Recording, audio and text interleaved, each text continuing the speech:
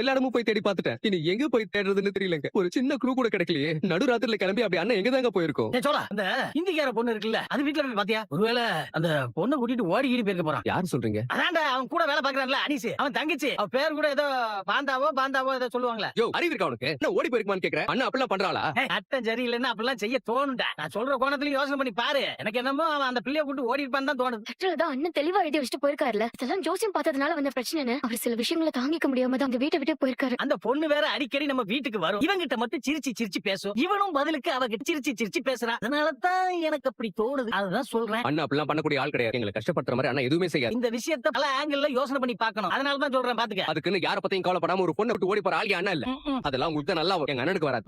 Uncle, நீங்க எதுவும் சொல்ல வேண்டாம். தயவு செஞ்சு போய் உட்காருங்க, நாங்க பாத்துக்கிறோம். நான் செஞ்சது கரெக்ட் தானே? தம்பிங்க நல்லா இருக்கணும்ல, அதுக்காக தான் யோசிக்காம வீட்டை விட்டு கிளம்பிட்டேன். இந்த சாப்பாடை பார்க்கும்போது கூட என் தம்பிங்க ஞாபகம் தான்ப்பா வருது. அவனுங்க சாப்பிட்டானுங்களோ என்னமோ தெரியல. என்ன கண்டிப்பா தேடுவானுங்க. ஆனா தேடினாலும் பரவாயில்ல, கொஞ்ச நாள்ல பழகிடுவானுங்க. அவனுங்களுக்கு கல்யாணம் நடந்து எல்லாரும் சந்தோஷமா இருக்கட்டும். கண்டிப்பா நான் இல்லாம பழகிடுவானுங்கல்லப்பா. பிடிச்சானுங்க. சோழா, என்னடா பண்ணிட்டு இருக்க நீ? காலையில இருந்து உன்னை நாங்க எங்கெல்லாம் தேடணும் தெரியுமா? நீ எங்க வந்து உட்கார்ந்துட்டு இருக்க? இல்லடா, எங்களை பத்தில உனக்கு ஒரு கவலையும் இல்லல்ல? அப்படிலாம் இல்லடா சோழா. ஏன் இப்படி பண்ண? ஏன் இப்படி பண்ண? அழுவாதடா. உன்னை எங்கெல்லாம் தேடணும் தெரியுமா? பைத்தியம் முடிச்ச மாதிரி சுத்திட்டு இருந்தோம். நீ என்னடா இங்க வந்து உட்கார்ந்துட்டு இருக்க? லூசா நீங்க வந்து எங்களுக்கு நல்லது பண்றேன்னு கதை சொல்லிட்டு இருக்க. இல்லடா சோழா, நிஜமாவே நான் உங்களுக்கு நல்லது நடக்கணுங்கிறதுக்காக தான்டா வீட்டை விட்டு கிளம்பி வந்தேன். நீ இல்லாம எங்களுக்கு என்னென்ன நல்லது நடக்கும்? டேய் சோழா, அழாதடா சோழா. போற